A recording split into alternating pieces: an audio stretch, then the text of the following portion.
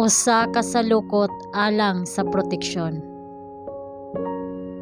Efeso Kapitulo 6 versikulo 17. Og dawatan ninyo ang salukot sa kaluwasan.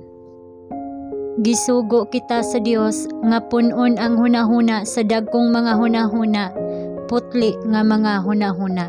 Siya nagtinguha nga kita mamalandong sa iyang gugma ug kaluoy, sa pagtuon sa iyang kahibulungang buhat diha sa dakong plano sa katubsanan. Unya mas klaro ug mas klaro pa ang atong pagsabot sa kamatuoran, mas taas, mas balaan ang atong tinguha sa kaputli sa kasing-kasing ug katin-aw sa hunahuna. Ang kalag nga nagpuyo sa putli nga atmosfera sa balaan nga panghunahuna, mausab pinaagi sa pakig-uban sa Dios, pinaagi sa pagtuon sa kasulatan. Ang hunahuna kinahanglang edukado ug madisiplina sa paghigugma sa kaputli. Ang gugma alang sa espirituhanong mga butang kinahanglang dasigon. Oo, kinahanglan gayud nga dasigon kung kamo motubo diha sa grasya ug sa kahibalo sa kamatuoran. Ang maayo nga mga katuyuan husto, apan mapamatud-an nga walay kapuslanan, gawas kun determinado nga matuman.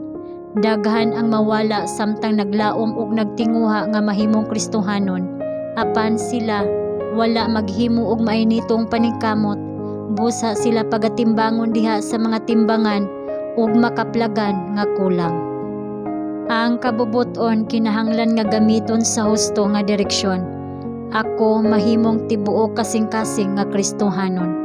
Mahibal-an ko ang gitas-on ug gilapdon, gihabugon o giladmon sa hingpit nga gugma.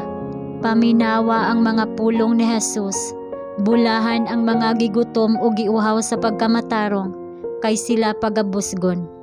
Daghang tagana ang gihimo ni Kristo aron sa pagtagbaw sa kalag nga gigutom o giuhaw sa pagkamatarong. Kita kinahanglan nga mamalandong sa mga kasulatan, nga magunahuna sa maligdong ug sa prangka nga mga butang nga may kalabutan sa atong walay katapusan nga kaluwasan. Ang walay kinutuban nga kaluoy ug gugma ni Jesus, ang sakripisyo nga gihimo alang kanato, nagkinahanglan sa labing seryoso ug sulimni nga pagpamalandong. Kinahanglan atong hunahunaon ang kinaiya sa atong minahal nga manunubos ug tigpataliwala. Kita kinahanglan nga maninguha sa pagsabot sa kahulugan sa plano sa kaluwasan.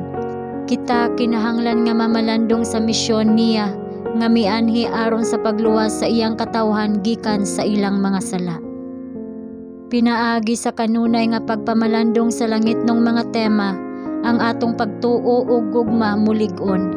Ang atong mga pag-ampo mahimong labaw pa ug labaw nga madawat sa Dios tungod kay sila labaw pa ug labaw nga sinagulan sa pagtuo ug gugma. Sila mahimong mas intelihente ug mainiton. Adunay labaw pa nga makanunayon nga pagsalig kang Jesus, ug ikaw adunay inadlaw-adlaw buhi nga kasinatian sa kaandam ug gahom ni Kristo sa pagluwas sa tanan nga moduol sa Dios pinaagi kaniya.